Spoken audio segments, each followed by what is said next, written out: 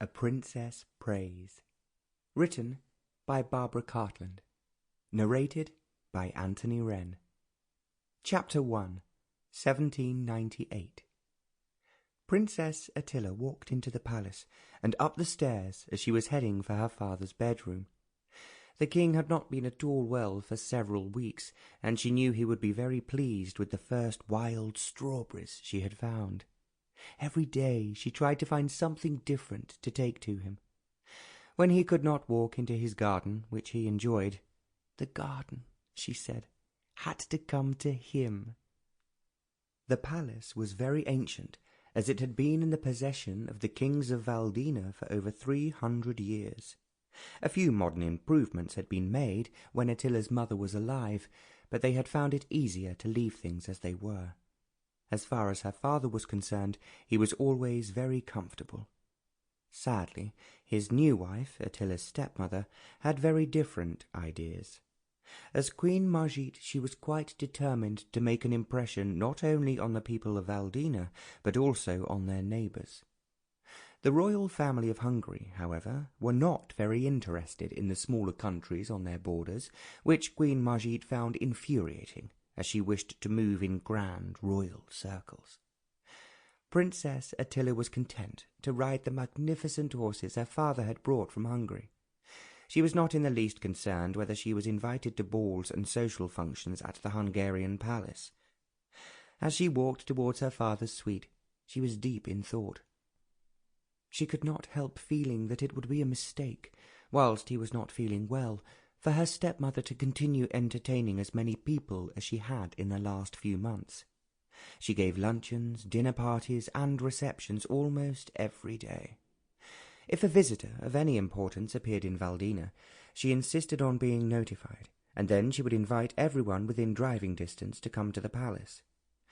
The majority of the Queen's friends boasted titles of social importance, and were therefore usually middle-aged or ancient.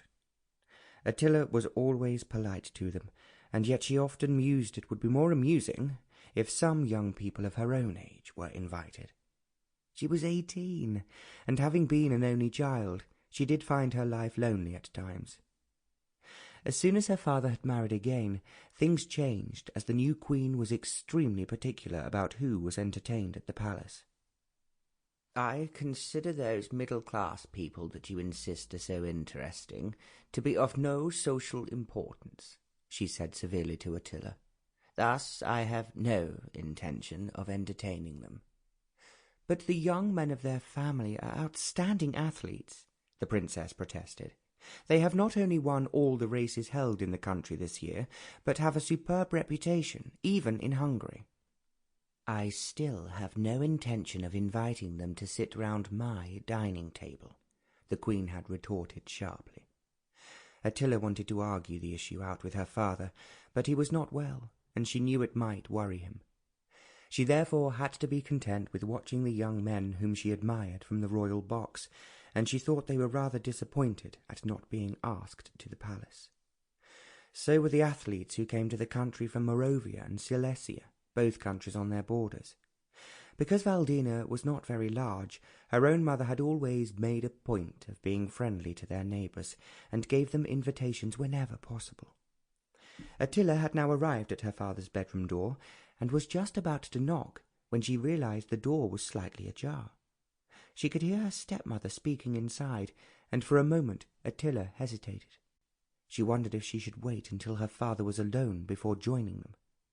But then she heard her stepmother saying, "The sooner Attila is married off, the better. I have invited Prince Otto of Dodregan to dinner next week." Attila stiffened as she heard her father reply slowly, "I cannot remember him at all, but I thought I had heard something about him which was not particularly to his advantage." Queen Margit gave an affected little laugh. "No. I think you must have been reading some of the salacious news they write in the newspapers, or listening to one of your more tiresome courtiers, who always has something unpleasant to say about anyone of importance." "I am certain I have heard something about Prince Otto," the king murmured, frowning. Attila knew exactly what her father was trying to remember. There had been a scandal. Sample complete. Ready to continue?